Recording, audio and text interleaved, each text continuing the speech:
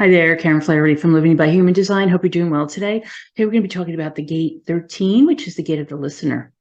Okay, so this week we have the gate 13 highlighted, and it started the morning of February 2nd, and it goes until late on February 7th.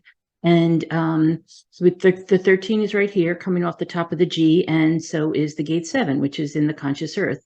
And this is the gate of, so the 13 is about the listener, and the 7 is about leadership. So that's a really nice pairing, right? If you have those two in your conscious sun and earth, either this week or any other time, if you were born with those, or if you have them naturally and you just, consistently in your chart, those are two nice ones to have together, because one is about listening and the other is about small d democratic leadership and actually taking a role and being asked to take that role on a consistent basis. Of course, you can always say no, but that's the kind of leadership it is.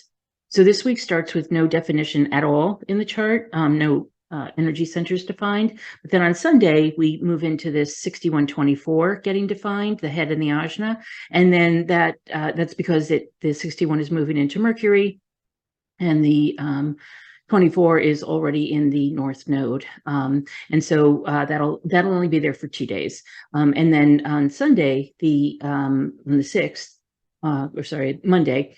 So then on Monday, Mars moves into the gate 35 here, and then we've already got the gate 36 in Neptune, and so it creates this entire channel, and that's going to run until the 18th. So from the 6th until the 18th, we're going to have these defined, that both the throat and the solar plexus. And if you recall from other times, when you have the throat and the solar plexus defined, that makes all of us manifestors, or feel like manifestors. So it'll be a good time to start a new project or get something in that you need to speak to somebody, get that going, because that'll be a good time to do it. So the sun is in gate 13, the earth in gate 7. 13 is the listener, or the fellowship of man in the original I Ching. It's about universal ideas and values in an ordered framework, which inspires humanistic cooperation. So it's somebody who basically can listen, but also has the ideas and the values that can help with cooperation. In other words, somebody who really is not just talking to be heard, but being able to listen and have those conversations and create that cooperation between people. So it's a really nice energy. Just without doubt, every time I tell somebody in their chart that they've got the gate 13, and I suggest, well, this is the kind of thing where people walk up to you in the grocery store and just want to have a conversation with you because they get your energy. They get that you're a good listener. And they're like, oh my God, how did you know? Because it's that kind of a pervasive energy. People just trust the people with the 13. They know that you'll keep their secrets, and they know that it'll be a worthwhile conversation for them to have. In the incarnation crosses this week, we've got the crosses of the Sphinx, listening, and masts. And in the gate 7, as I said, it's a small d democratic leadership. It's not somebody who's running out. It's somebody who's in the I Ching, as it says, the army, or the role of the self in interaction. It's being in the fray, right? It's being in that, so perhaps a leadership position, but with a group of people behind you, and with a group that you're leading behind you. So the point, the way they describe it is the point of conversion. By design, the need for leadership to guide and order society, because we all need somebody to lead us somewhere, sometime, right? And so there's always somebody who seems to be the more likely to be comfortable in that leadership position. They won't always be, but most of the time they will be. So if there's somebody that you want to ask to lead something, just go ahead and ask, because most likely you'll pick up on the people who have those leadership qualities. In the Gene Keys, division is the shadow, guidance is the gift, and virtue is the CD. And so I have 2 graphics here this week. The shadow of the Gene Key 13 is discord. You can imagine if 2 people are having a conversation and one of them is not listening, or both of them are not listening, there could be some discord. The gift is discernment in terms of knowing when to talk and when to listen, right? And the CD is empathy, because when we are actually listening and conversing and feeling for that person, it's an empathy, right? It's an empathetic feeling that we have for that person. So as Richard says in the first graphic, discernment emerges as your emotional nature comes more and more into awareness. So as you become more, as people like to say, emotionally intelligent, right? Your emotional nature matures and it becomes more and more aware of who needs to be listened to, who needs a good ear, who needs, to tell their story. He also says when we listen from our heart and our soul, then we begin to see hope in everything around us. And so this is a gate that is coming off the top of the G center. The G is all about the soul and our identity and our heart, and knowing at a really deep level what's important to us. So we begin to see hope in everything when we can listen from that space. He also says we only hear discord in the world because we are unable to listen to the overall dilemma.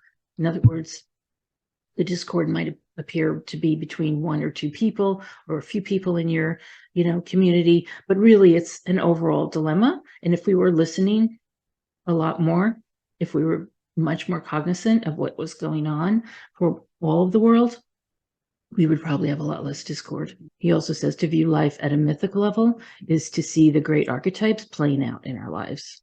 So we've got a number of people going with birthdays this week. Now, just imagine that a lot of them were listeners. I'm thinking about, a Norman Rockwell, who was very famous for all his paintings on the Saturday Evening Post for over 50 years. He was a listener, right? He was very much attuned to the zeitgeist. Whatever was going on in America, he kind of had an ear for, and he was able to illustrate it on the covers of the Saturday Evening Post. That was his gift. Chris Rock, we're going to be talking about. He's able to pick up on what's going on in the zeitgeist and what's going on in our consciousness and comment on it. Somebody like Amal Clooney as a civil rights and activist for human rights around the world. She's somebody who can listen. She has to listen to the people that she's working for. Not everybody has the background she has. Not everybody has the needs and the wants that she has. So she has to listen very carefully for the kinds of legal expertise that they need, right? James Joyce, who was able to write epic novels of what he was hearing about in his, native Ireland. Ronald Reagan, who picked up very nicely on what was going on in consciousness and was able to parlay that into quite a long political career. Bob Marley, who, wrote beautiful songs and really very poetic songs with his own reggae bands that became new and popular as a result. And then, of course, Rosa Parks, who was able to sit and listen and figure out that it was time. It was time for somebody to stand up for the civil rights. She didn't say anything. She just listened. So we've got Chris Rock, who was born Christopher Julius Rock III. He was born on February 7th of 65, so he's going to be celebrating his 58th birthday. He was born in Andrews, South Carolina. He's a generator with a 6'2" profile, and he's the left angle cross of masks. And, you have to think of the mask here as him being able to forward his goals and his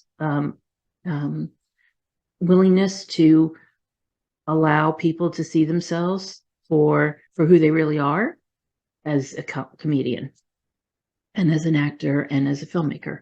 He's won 3 Grammy Awards and 4 Emmy Awards. You're probably aware of who he is. And if we look at his chart, he's got this 13, and it's all about listening, right? So all about listening and hearing what people are saying.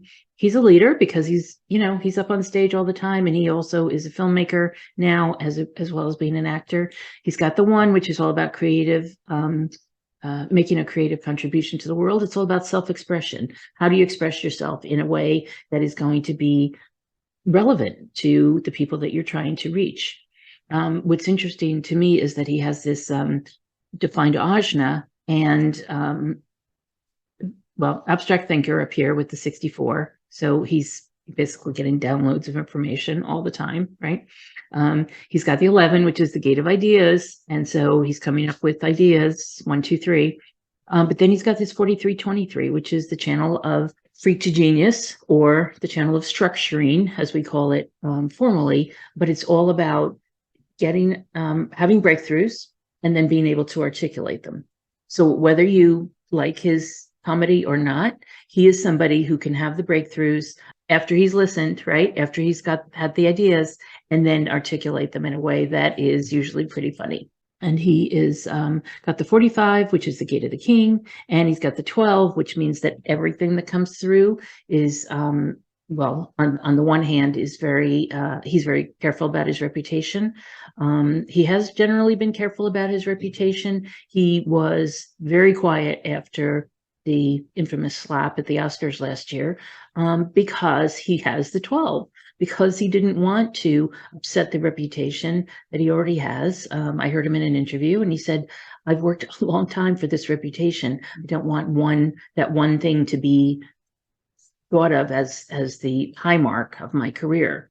And sure enough, when I Google information about him today, the first thing that comes up is the what did they call it? The uncensored video of that moment on stage last year.